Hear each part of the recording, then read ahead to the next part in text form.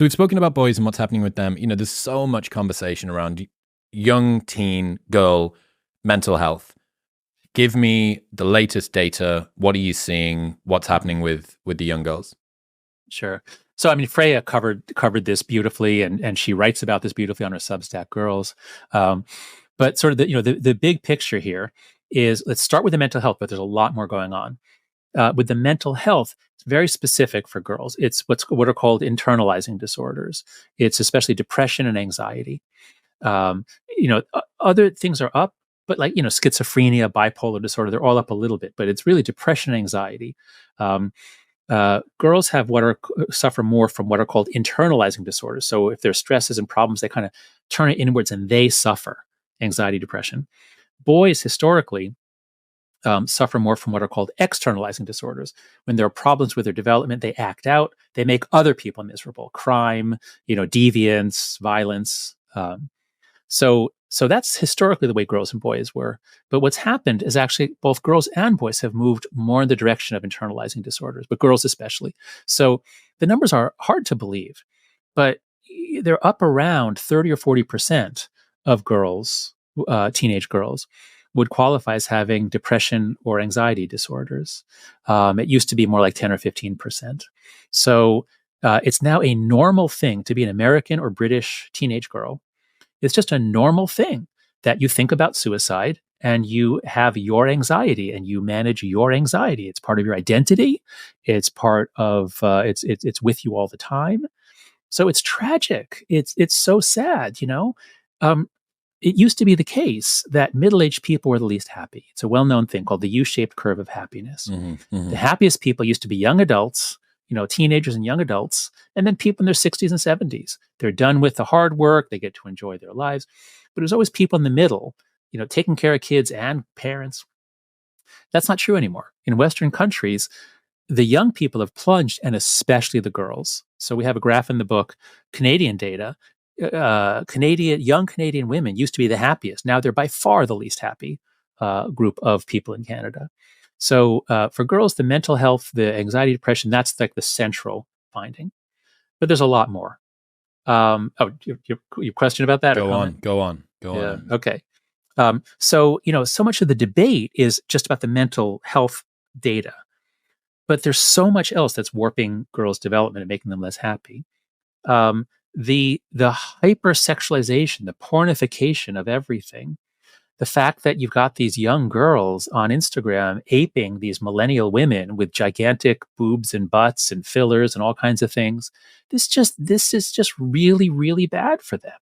So even if they don't get depressed and anxious, and they do, but even if they didn't, the fact that oh my God, the number of girls now, middle school girls, who are using skincare products and who are concerned about their skin, and doing makeup tutorials, like, no, your skin is perfect. Go have fun.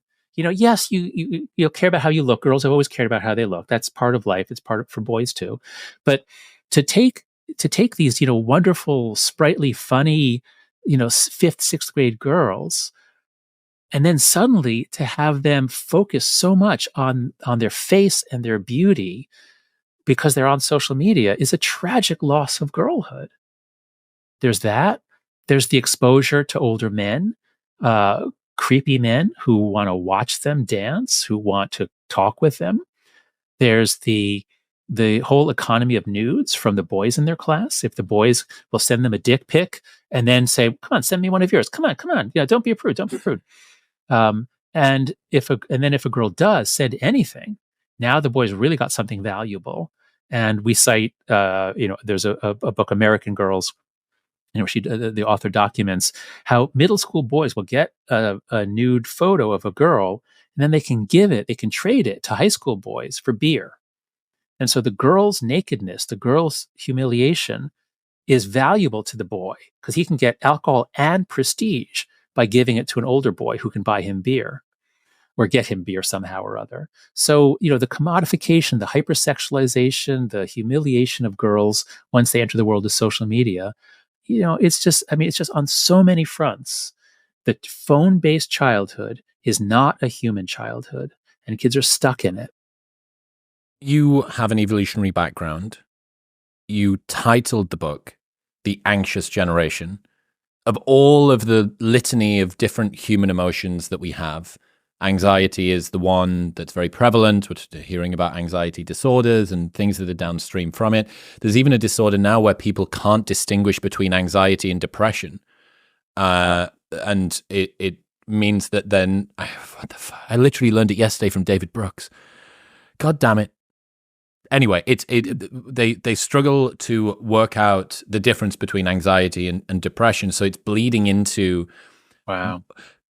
First off, from an evolutionary perspective, I think it's a bit of a cope by people with my intellectual interest background of EP to say, well, we're built to be vigilant. We've got the smoke detector principle. We're blah, blah, blah. I'm like, yeah.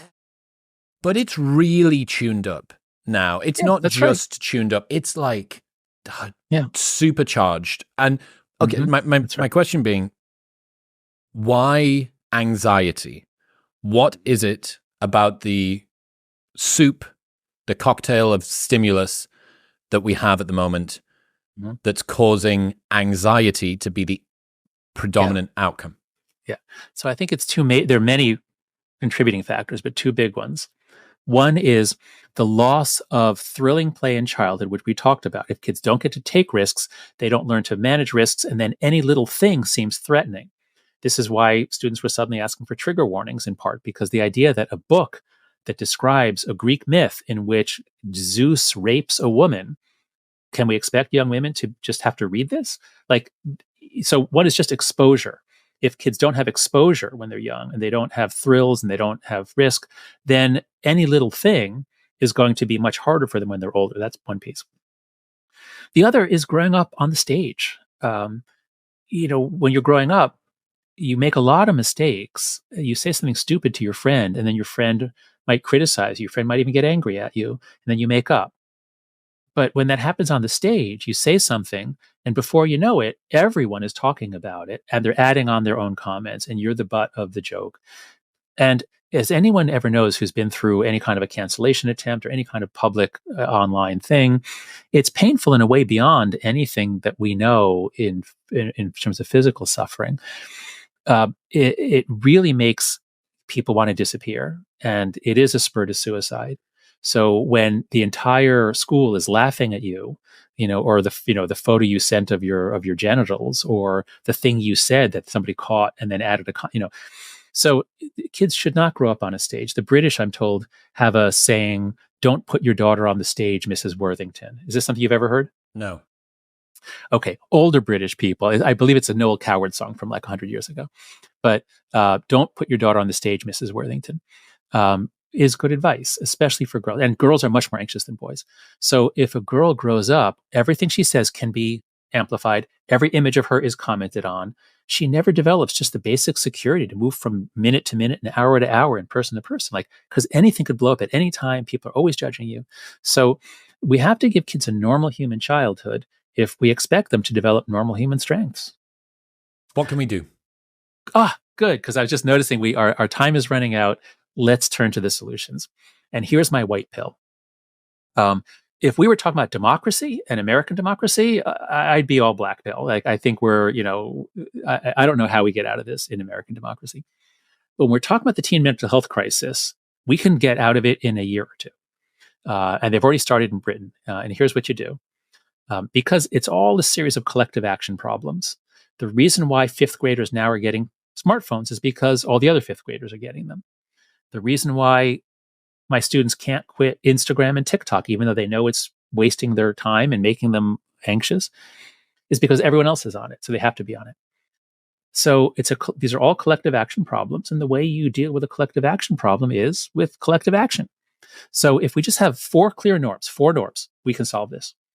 First norm, no smartphone till high school. If you want to, send your kid out. High school? In America, it's around age 14. So in Britain, the movement is 14, because I think you don't have quite the exact cutoff. Correct. We have a very clear, almost all schools, it's like, 8th grade is still middle school, early puberty, but then 9th, 10th, 11th, 12th is high school, roughly age 15 to 18. Or 14, 15 to 18. So if we just delay smartphones till high school, give them a flip phone, let them communicate with each other and with you as the parents, but to give them the internet in their pockets so that when they're on the bus, they're not talking with other kids, they're flipping through stuff. At lunch, they're flipping through stuff. So no smartphone till high school at the earliest. 2, no social media till 16. This one is going to be a little harder to get as a norm, but if most of us parents would say, like, no, you're not getting until 16, they can't say, but I'm the only one, I'm excluded. They have to say, half the kids have it, but half don't. And then you say, well, you're going to be in the half that don't. And before you know it, it'll be a lot more than half that don't. The third norm, phone-free schools. This is a must, and this one we can do this year, like this September. The teachers hate the phones. The principals hate the phones. I ask them, why don't you ban them? Why don't you have the kids lock them up? And they say, because some of the parents will freak out. They demand to be able to contact their kid anytime during class, text them, anything. But most parents are now beginning to see this is messing up our kids. So I'm urging, if you're listening to this, if you have kids in school and the school allows kids to have phones on them, please contact the principal of your kid's school and say, please go phone free. It's messing up their education. It's making them lonely. There's no good that comes from kids having phones in schools. Same thing with access to anything that can text. That's the third norm. The fourth norm is more independence, free play, and responsibility in the real world. Because you can't just take away the phones and the screens or, reduce it. You can't just reduce it 80%, let's say, and then say, now sit in your room and look at the wall or, learn how to knit or something. What kids really want, I once read long ago, I read a book on the secret life of dogs. What do dogs really want?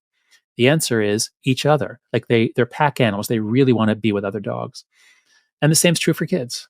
What do they really want? To hang out with other kids. And so doing that on a video game isn't nearly as satisfying, but try to arrange it so that your kids can really spend a lot of time with other kids unsupervised, no adult telling them what to do, no adult resolving the conflicts.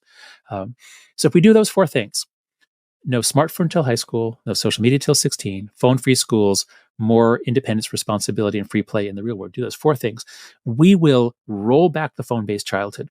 This childhood only really came in around 2012. We've only had it about 12 years. It wasn't like this in 2008, 2009. So it's not permanent. We can change it, and we have to change it because it is devastating our kids. There's no other explanation for the multinational mental health crisis. And with 4 norms of collective action, we can act collectively to reverse it. How's that for a white pill?